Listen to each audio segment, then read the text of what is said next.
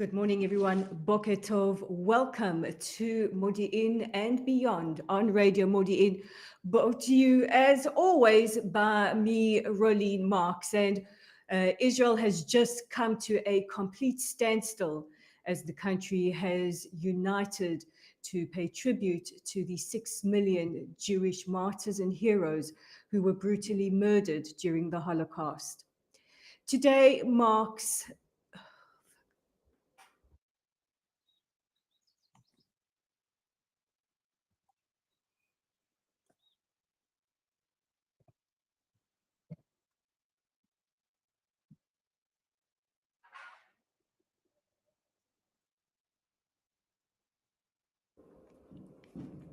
Good morning, everybody. Welcome to Modiin and Beyond with me, Rolene Marks, on Radio Modiin for a special Yom HaShoah commemoration. Today is Yom HaShoah. It is a day that we come to a standstill, as we just have for the memorial siren. Today is a day that we bear witness and we swear never again. Today is a day we honor the memory of the over 6 million Jews who were brutally murdered during the Holocaust. Today is a day that we honor the brave heroes and martyrs who just 80 years ago stood up against the Nazi war machine in the Warsaw Ghetto, fighting with all their might. Today is a day that Yad Vashem has set aside to honor and mark 80 years since the Warsaw Ghetto uprising. Yom HaShoah is a day that is different to International Holocaust Memorial Day because it is a day that we in Israel and Jews around the world mark and commemorate specifically the murders of 6 million Jews. International Holocaust Memorial Day on January the 27th is a day set aside by the United Nations that is dedicated to remembering and preserving the memory of the Holocaust and all its victims. We also remember that the Holocaust wasn't just carried out by the Nazis, but also by their collaborators in other countries like Lithuania. And I'm very, very honored to be joined today by documentary filmmaker, the producer, and the director behind the award-winning documentary J'accuse, Michael Kretzmer, who dedicates his life to fighting to hold Lithuania responsible and accountable for the murder of many of our families. Many of us in Modiin and around Israel come from Lithuania or are Litvak. Michael will tell us all about J'accuse and the fight, not just to hold Lithuania accountable for the murder of our families and for Lithuanian Jewry, but also to restore the honor of Lithuania's Jewish community. Michael Kretzmer, welcome to Modiin and Beyond. Thanks, Rolene, and what a pleasure it is to be with you, and especially to be in Israel on a day like this. We can't hear you, Michael. If you could turn your microphone on, please. My microphone's up to the maximum. Can you hear me now? Still can't hear you. Okay, hold on. About now? We've got you. Michael, welcome to Modiin and Beyond. Today is a sacred day. The Shoah, the Holocaust, did not start with the gas chambers and with the death camps, but it started with words and deeds carried out by the Nazi annihilation machine and their various collaborators.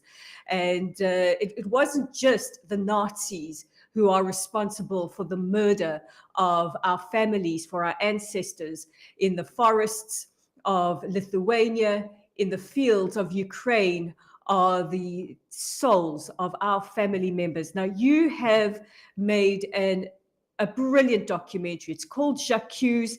It is winning critical acclaim. It is winning awards.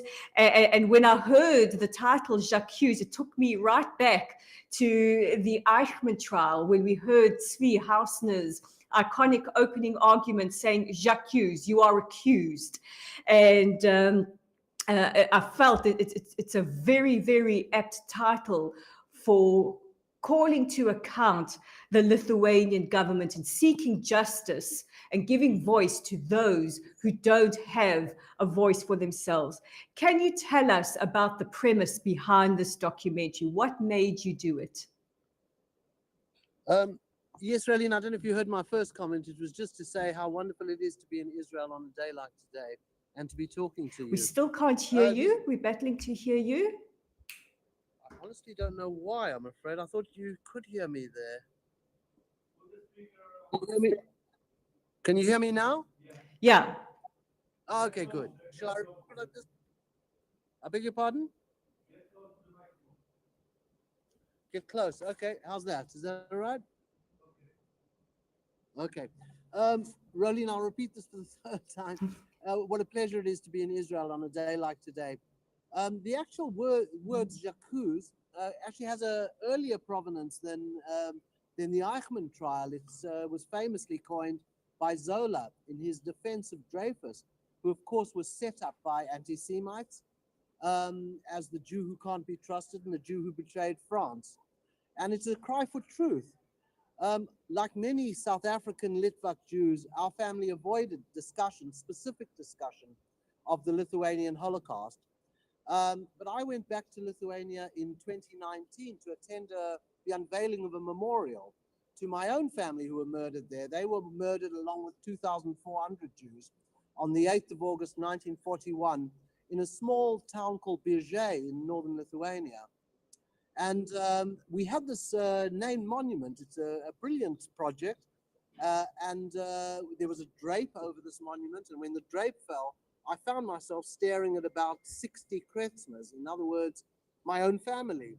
And suddenly it became apparent to me the cost of the Holocaust for my own family. It explained the depression of my grandmother, the depression of my mother, the anger of my father, and many other things. And I made it my business to try and understand what happened and to try and offer some sort of protest.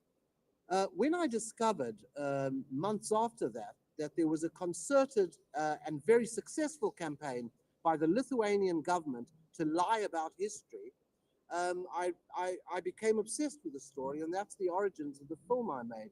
The film is the Jacuz in this is directed squarely at the Lithuanian government, who to this day have a systemic policy of telling lies to sanitize mass murders and then pretend to us, the Jews, how much they love us. It's an intolerable insult, and I don't think any other people in the world would accept this. But we Jews, for some reason, we accept it. I think this is due to 1700 years of pragmatism in the face of anti-Semites, 1700 being the time of Constantine. Now, this is very, very personal for you. You've just shared a little bit about your family story. I recently read an article that was written by you. In fact, it's actually featured in a publication called Lay of the Land. And you also speak about the impact that the late Lord Chief Rabbi Jonathan Sacks had on you. You speak very, very warmly about him. Can you share a little bit about the impact that he had on your life? And is this related to you doing this documentary? I think indirectly. I'm one of these Jews who had an intensely Jewish upbringing in southern Africa. I was from Zimbabwe, Rhodesia as it was before then.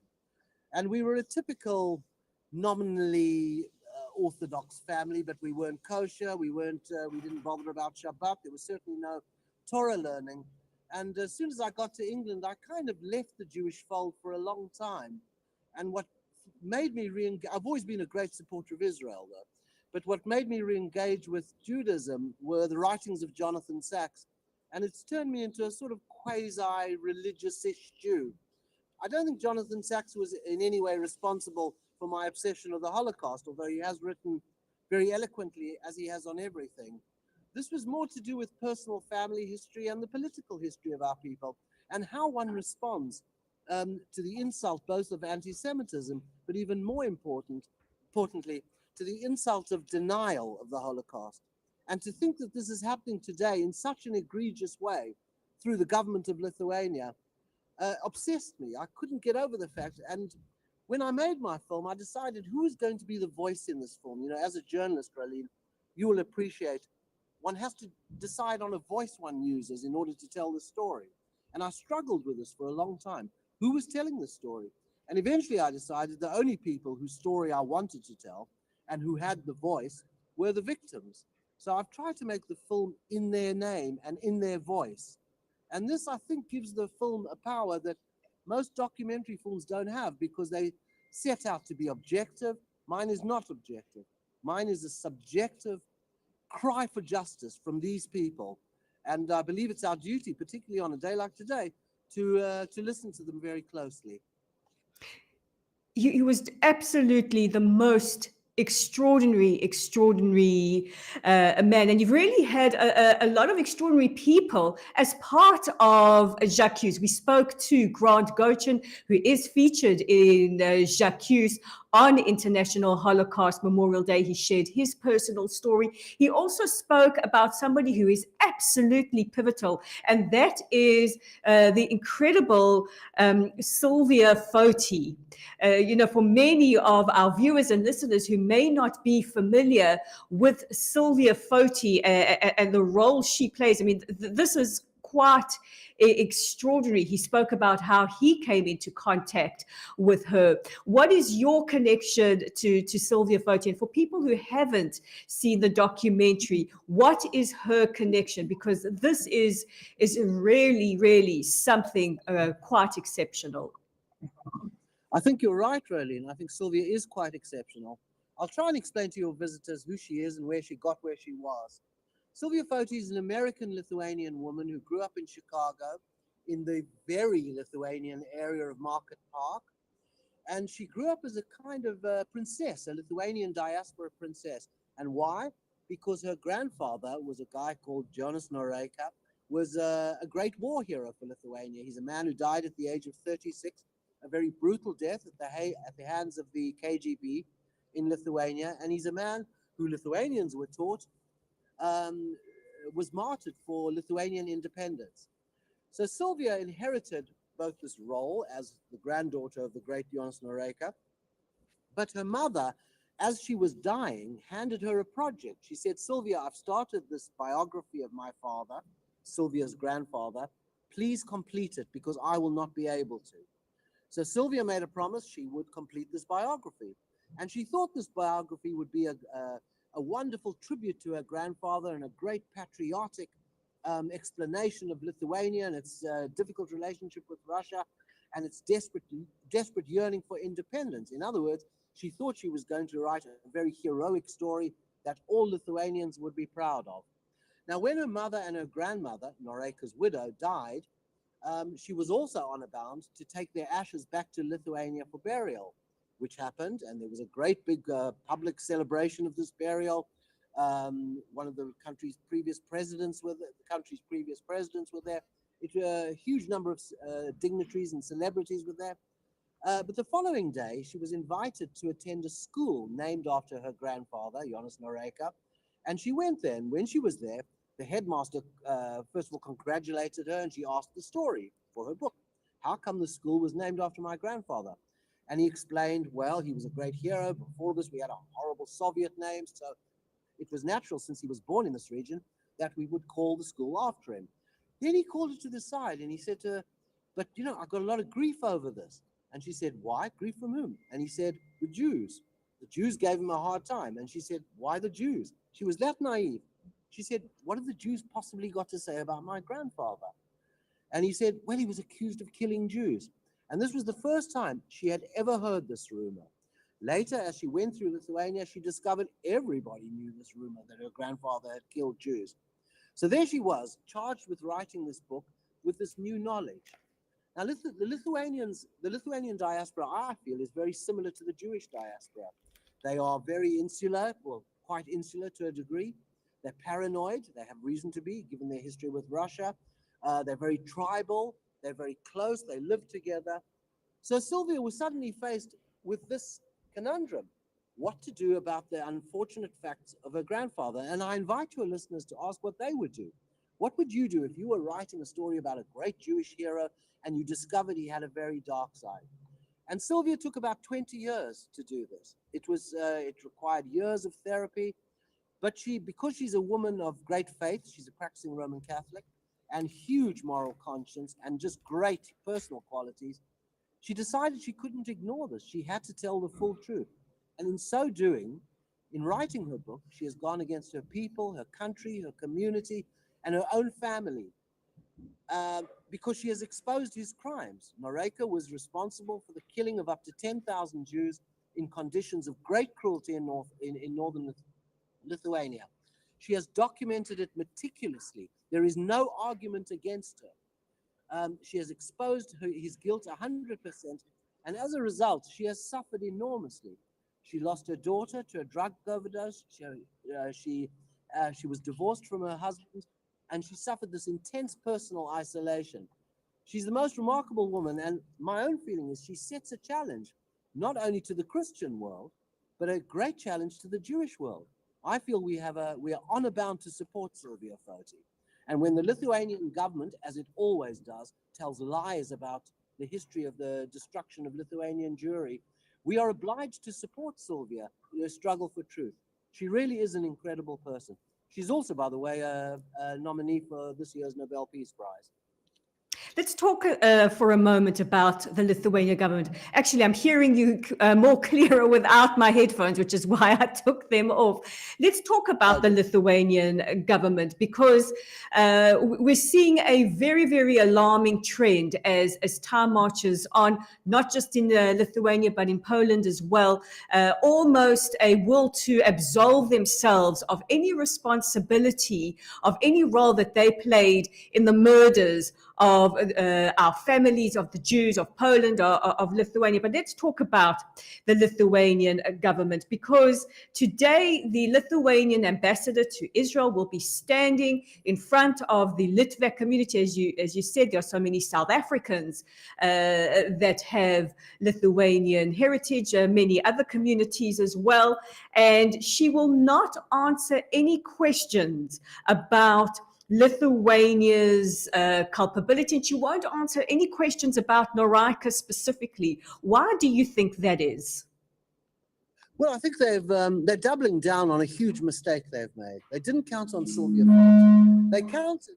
They counted on Jews being prepared to accept this nonsense for convenient reasons, but they did not count on Sylvia Foti or Grant Goshen, and there are other people too. There's Ephraim Burov, there's Ruta Vanagaita, there's Professor David Katz, who've been banging the door for truth for ages.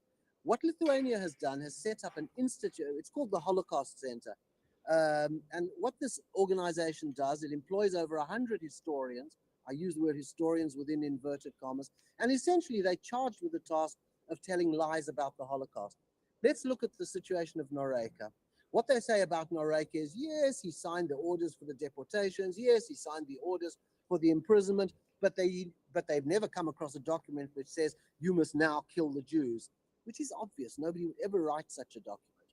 And they defend him they actually go further than that. They say, well, we feel Noreika was a rescuer of Jews, that he put us into prison camps, that he segregated us, that he robbed us, robbed all our property from us in order to save us. It is such an insult and such a lie, and it is such hypocrisy and such rudeness to come before Jewish audiences and pretend to be a friend and to pretend to care about the Lithuanian Holocaust when your government is actively actively involved in its denial. It is a shameful thing, and he should not be allowed to do it, in my opinion.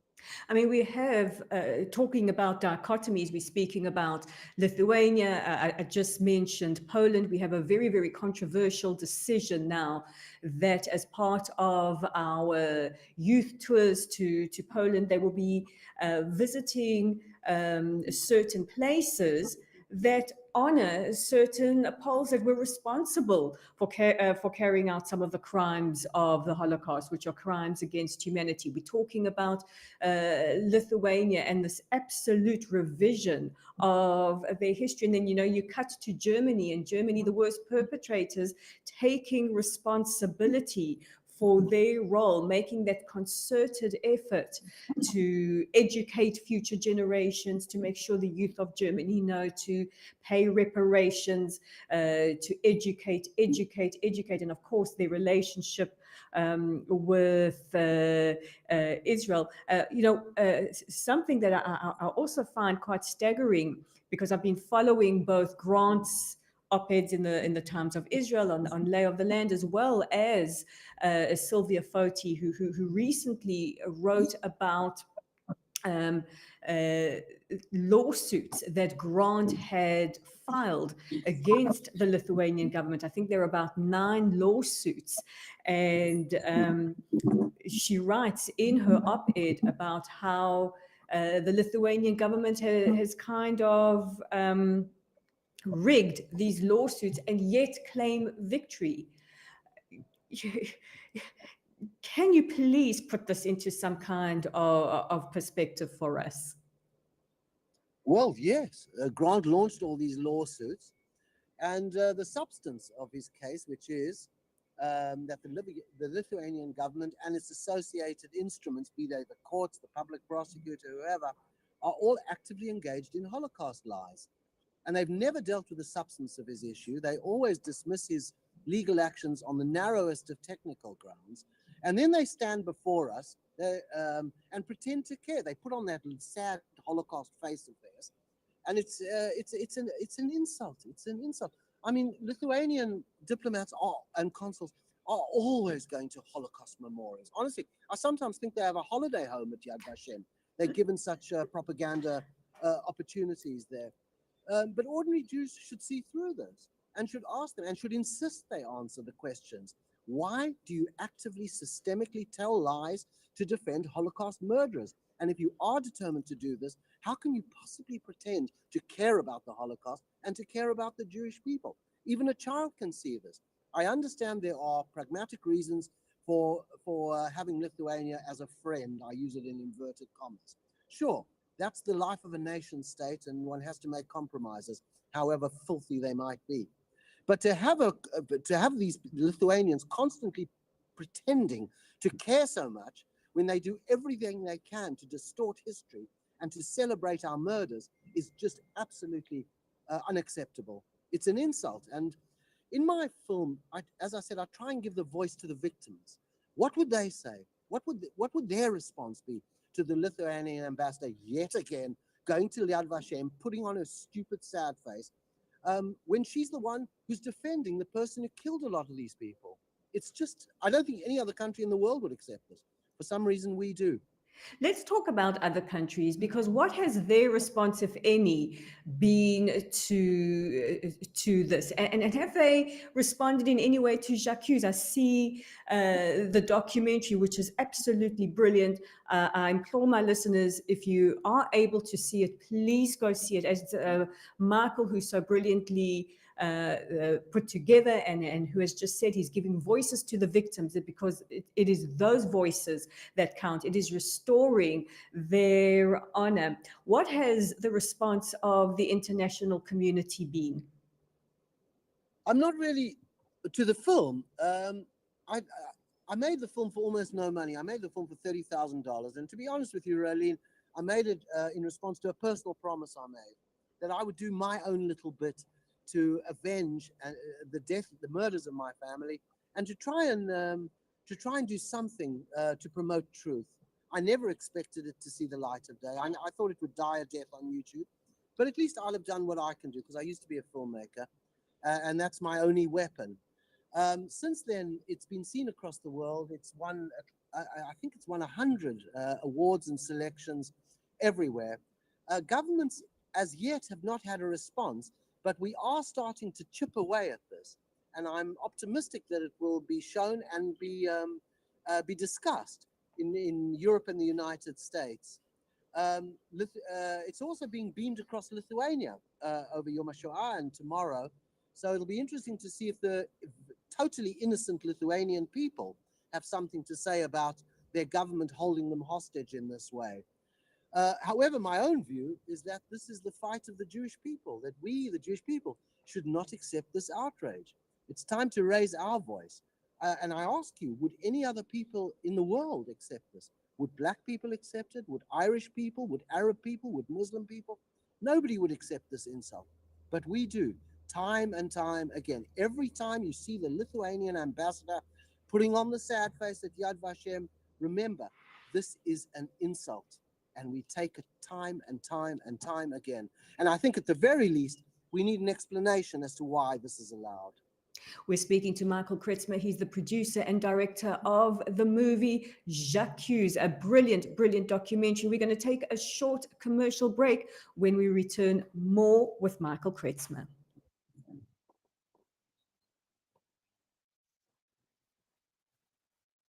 רדיו מודיעין, התושבים מדברים.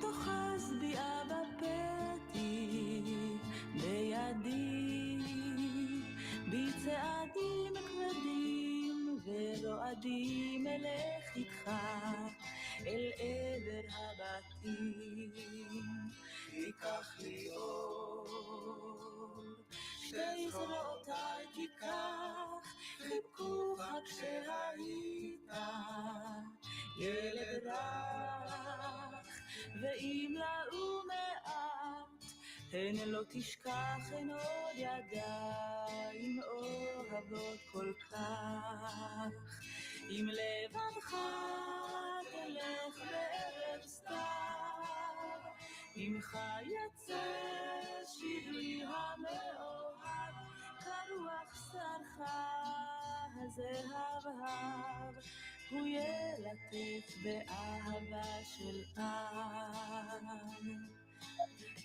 Okay, there we go. Can you hear me? Are we okay, guys? We're hearing you perfectly. Okay. We're back on Modiin and Beyond on Radio Modiin. I'm Rolene Marks. I'm so thrilled to be speaking to the producer, the director of Jacques, the award-winning documentary. If you haven't seen it and you see it advertised in a city near you, I know it was screened in Ranana, please go and see it. It is so very, very important. Michael, we're talking about Lithuanian Jewry and the murder of so many of our ancestors. I wonder if you can share your family's personal story with us. Where in Lithuania did they come from? What was their experience? Really, my family, well, I'll talk just about my father's family because my mother's family was, I don't know as much about it. But my father's family came from a little town called Birge, where Jews had lived for 600 years.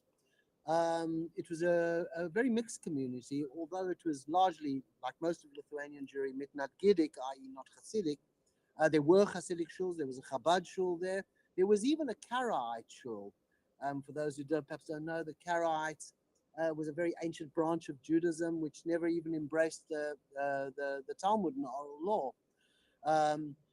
It was typical in many ways. The Jews were 40% of the town. They ran 70% of the businesses. There were, I think, 4 synagogues, 3 study houses, private cheders everywhere. There were music groups, drama groups. There were all sorts of youth movements. Some were socialist Zionists. Some were more on the Jabotinsky side. Some were religious. I think there was a Bnei Akiva there, or the forerunners of it. And this was a community that produced many, many great people. And what happened is, as soon as the Russians left, and even before the Germans arrived, the persecutions began. It started, I believe, with they used to carry out these celebrated murders that were intended to just send a clear signal to the Jews that times have changed and you are now no longer human. They dragged a very loved doctor out. He was a doctor to the whole town, and they murdered him. You know, when I went back in 2019, there were still people who remembered this man's act of kindness. And after that, what happened in Birge was fairly typical across Lithuania. The Jews were imprisoned. They were systematically robbed at every level by every kind of criminal, both official and unofficial. The girls were subjected to all sorts of indignities and humiliations, usually culminating in various forms of rape. The rabbi was dragged to the local lake where he was tortured for hours before being shot dead. Then they were segregated, and then on the 8th of August 1941, they were marched to a death pit in a pretty little forest grove, about, I don't know, a kilometer and a half from the town center. I imagine if the wind was right, you would have heard the shooting. You'd have certainly seen the processions and heard the weeping. And everybody was murdered there in a single day. After that, nobody bothered to collect their names. Nobody bothered to do anything about them. If you go, in fact, they've got a very great museum there. It's called the Cellar Museum in Birge. Very well known, very pretty, very beautiful. There's almost no mention of Jews of Birge there. What they have, interestingly, is a virtual site. So Jews are not good enough to be exhibited in the museum. So they give them this little virtual entry, which itself is such an insult. It's so selectively written and so badly written. The history is so poorly presented. And they feel that that'll be enough. The Jews must settle for a third-rate little internet account of their lives there. But they must be spared the museum itself. Lithuania always puts on these big displays. So when we went there, there was this display. We were invited to the museum. We went up the stairs, and there was a great hall in which there was an obviously makeshift exhibition to give some idea of the Jews of Birge. And I took my son, who visited the following day, and we went up there, and it had been segregated. Ordinary Lithuanians were not allowed to go upstairs to see this exhibition. Why is that? Why do you think that is? I think there are 2 reasons. Firstly, because I think they're anti-Semites. And the second reason, I think, is because they're embarrassed about their own history and they don't know how to account for it. There used to be 2 exhibits of interest in the museum, which thankfully have gone. One was a Torah scroll, which had been desecrated and turned into a lampshade. I presume it's down in the basement somewhere. Who knows? Maybe they use it for private parties. I've no idea. But they also had the names of the murderers up on the walls of the museum, astonishingly, as national heroes. It beggars belief how far they've gone, how little they care for what happened to us. I wouldn't mind, if they. I don't really care what they think of Jews. What I do care is the way they misrepresent history and then pretend to be our friends. This is what is so utterly unacceptable about the Lithuanian approach. Well, Sorry, Rolene, carry on. well, as you say, they're very good at putting on sad face and attending memorials. And as you say, they must have a holiday home at Yad Vashem. But this is just, this is really more insulting than I think any of us can actually articulate, is to have the perpetrators of the worst genocide in humankind be glorified as heroes. I agree with you. I mean, I think they've painted themselves into a very difficult corner now. They've been lying for over 80 years. And how do you undo those lies? How do you unpick the untruths you've been telling people for all that time? So, what they do is double down and they make a huge diplomatic effort across the world. Honestly, at any place where there's a Jewish community, you will find the Lithuanian ambassador and his envoy stinking up the synagogues by going there to pretend how much he loves the Jews. They tell us how much they love Latkes, how much they respect the Vilna Gaon, blah, blah, blah. That doesn't matter. What matters is how you lie about history. And this is where we should focus our efforts. I would hope Yad Vashem has something to say on this, and perhaps there are people listening to this who will ask them. I realize Yad Vashem has a difficult task, but the way they allow Lithuania to use Yad Vashem for propaganda reasons is simply unbelievable, in my opinion. Let's talk about Lithuania today, because Lithuania is a great epicenter of culture. They're very proud of showcasing that. They want Lithuania to be celebrated, but there is a very, very dark and nefarious past that they need to be held accountable for. How do we go about doing that? What is the challenge that you put out to all of us? Well, it is difficult. All nations, particularly in Eastern Europe, have very difficult histories. In fact, all nations have difficult histories. And the way we navigate them is very complex. But you still have the obligation to tell the truth. Now, as I say, I wouldn't mind if Lithuania said nothing about the Jews. But the fact is they have a thriving heritage industry now where you're brought there and you're fed a whole bunch of lies about Jews all being communists and this and that. And you're supposed to accept this, at the same time accepting their sorrow for the Holocaust, which of course had nothing to do with them. That was all Nazis. And to also, they ask us to understand that they're the victims of the Soviets and the Russians, which I have to say is true. Anybody who lives close to Russia know that it's not the best of neighbors. And Lithuania has indeed suffered greatly at the hands of Russia. I, for one, would be more than prepared to empathize with that history if they didn't go on to lie about their own history with the Jews. I think all we can do is insist that they stop telling lies. From then on, it's up to them. And they cannot continue to pretend to be a disciplined and ethical member of NATO and EU and the rest of it while pursuing this systemic policy of lying.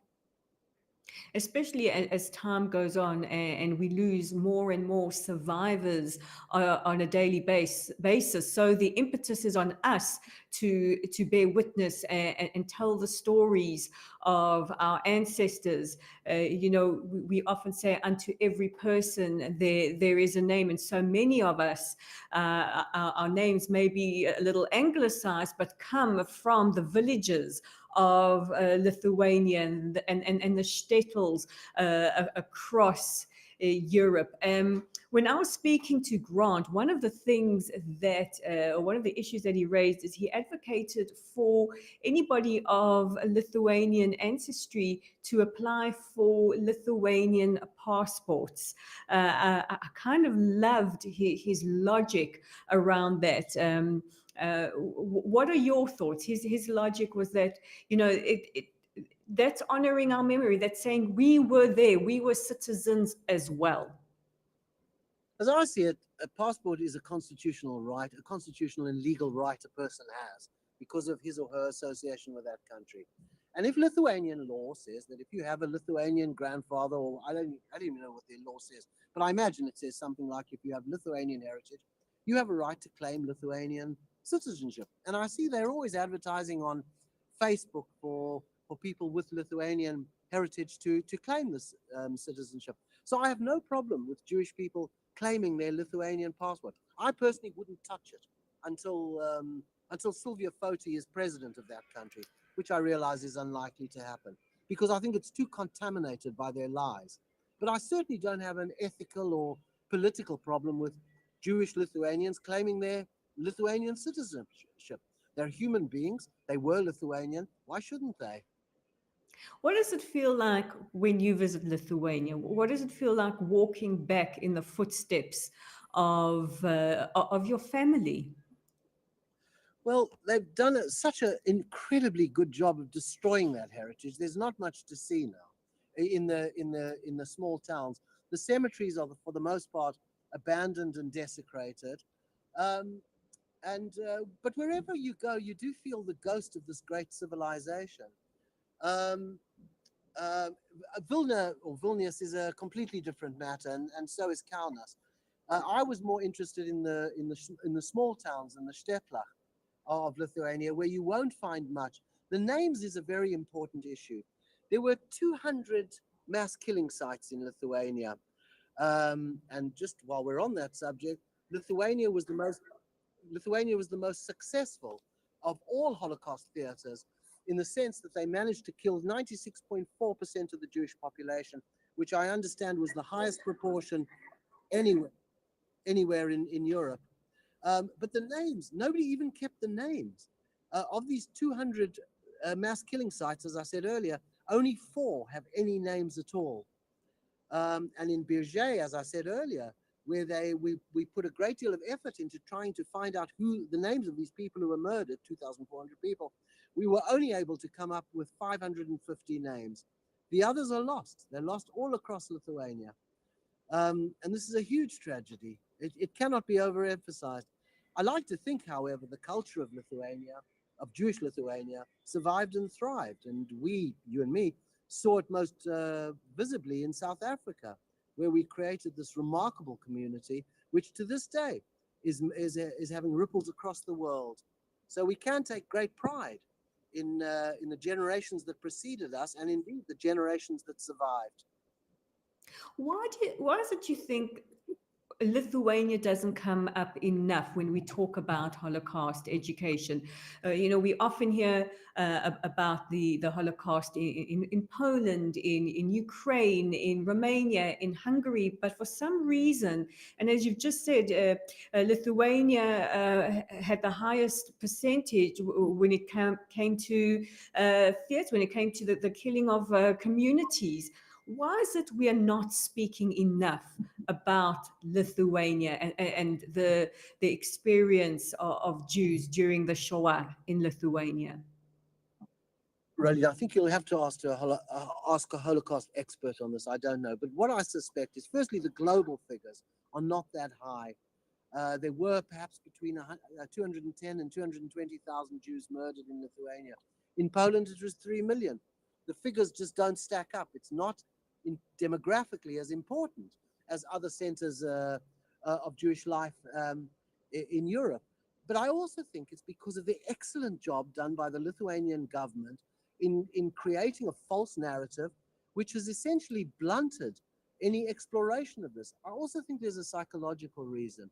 I don't know about you, Rolene, but as I said in my introduction, my family didn't talk much about the Lithuanian Holocaust. We did talk about the Holocaust generally, and it did provide the emotional and psychological and possibly even intellectual backdrop to our family. But Lithuania was never discussed. We had these photographs of relatives who were murdered, and they drifted to the bottom of the pile, and gradually their names weren't written, so gradually we forgot their names, we don't know who they are. And let's face it, nobody likes to talk about the Holocaust, and especially the generations that came immediately after it. I think it's true to say, and I've certainly found this in talking with South African Jews generally, and Lithuanian Jews generally, that nobody discussed the Lithuanian Holocaust. I think the reason for this is that it was just too painful. How can you possibly bring a child up to be healthy and positive and look forward when you have this absolutely terrible psychological baggage behind them? And I do think one of the reasons my film has been so widely seen and commented on by the South African Jewish community is because 3 generations on, I think we are able to look at this and to cast a critical eye on what happened. And I like to think we are the people who will be demanding justice for the victims, that we've come a full circle, and now is the time to make a loud claim for justice on their behalf. As you just said, it's an imperative that we now, the generations later, become the voices of those that could never speak for themselves. And today is a day, Yom HaShoah, set aside for bearing witness. It shouldn't just be today, it should be all days, as we lose about 40 survivors a day. Soon there will come a time where we won't have those first-hand accounts, those first-hand witness testimonies. So it is now up to us. Let's talk a little bit in the remaining minutes about Jacques Hughes. It really, really is, it's riveting. It's painful. It's riveting, and it is an absolute must-see documentary. Where is it being screened around the world so that anybody listening can go and see it? Rolene, we haven't got a very slick PR operation. I made this film, as I said, for no money. We have no marketing budget. We have no marketing expertise, yet it has been shown right across the world. In Israel, it's been shown at Renana Town Hall tonight. It's sold out, I believe. I think it's being shown at Bet Vilna in Tel Aviv tomorrow. This was done at short notice, and I think a lot of tickets are available. It's also being shown at a synagogue in Jerusalem. The best place to look for, I'm afraid I can't remember the name of the synagogue. But the film is free. I've made it free to anybody who wants to show it.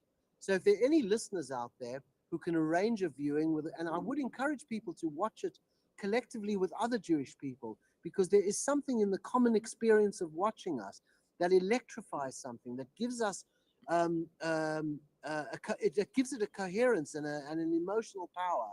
So anybody who wants to organize a viewing of a few families, a synagogue, a community center, or something larger than that, please contact me, perhaps through you, and I will make sure that's possible.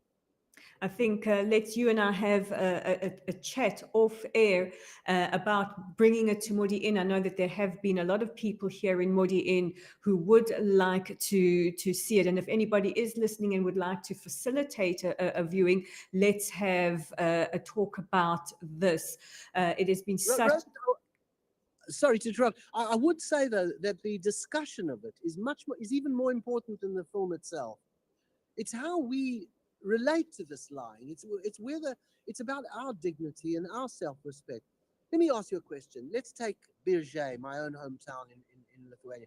Let's imagine if 2,400 black people had been segregated, subjected to conditions of slavery, where the girls had been raped, where people had been tortured purely on the basis of their ethnicity, and then everybody had been murdered. Would this be acceptable to anybody? Yet we somehow ignore this, and we allow their ambassadors and their envoys to rub the salt into the wounds by then pretending to care so much, while justifying their government's systemic issuance of lies. And I hope that through these viewings, we can come to some sort of political decision that we will just not accept this. If you ask me what we should do about it, I don't know. This depends on our community leaders across the world. But the first stage must be the recognition of the insult and a determination to do something about it. Michael Kretzmer, in our final minutes, what is your last message on this Yom HaShoah to our listeners and to people watching? Well, I would probably, my last message would be, again, in the voice of the victims. It's not really difficult to work out what they would say and what challenges they would set. They would say, how dare people have done this? How dare people lie about it? And what are we going to do about it? If we have any self-respect and any dignity, we must oppose this in any way we can and not allow this charade of forgetting to continue. And I hope my film play some small part in the renaissance of Jewish pride in this regard, and the determination to force Lithuania in any forum we can to be accountable for what it's doing today. Michael Kretzmer, the producer and director around the award-winning, critically acclaimed documentary J'accuse. Please go see it wherever you can. We're going to try and get it to Modiin. I cannot thank you enough for talking to us on this most sacred day, Yom HaShoah, for giving voice to Lithuanian Jewry, for giving a voice and bearing witness and giving testimony to the thousands whose voices and whose stories were lost for generations. We will not let their deaths, their murders be in vain. I want to say thank you to my engineer behind the scenes, Pe'er Atia, working hard to make sure that all technical gremlins were dissolved. Thank you to you, our listeners, and I will see you again next week on Yom HaZikaron. This has been Modiin and Beyond on Radio Modiin with me, Rolene Marks.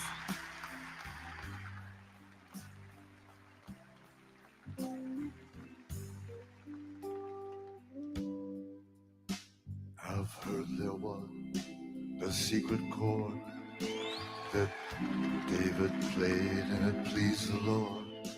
But you don't really care for music, do you? It goes like this: the fourth, the fifth, the minor fall, the major lift, the baffled king composing hallelujah. Hallelujah. Hallelujah, hallelujah,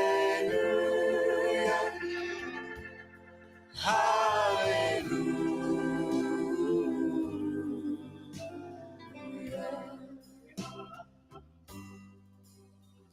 Your faith was strong, but you needed proof.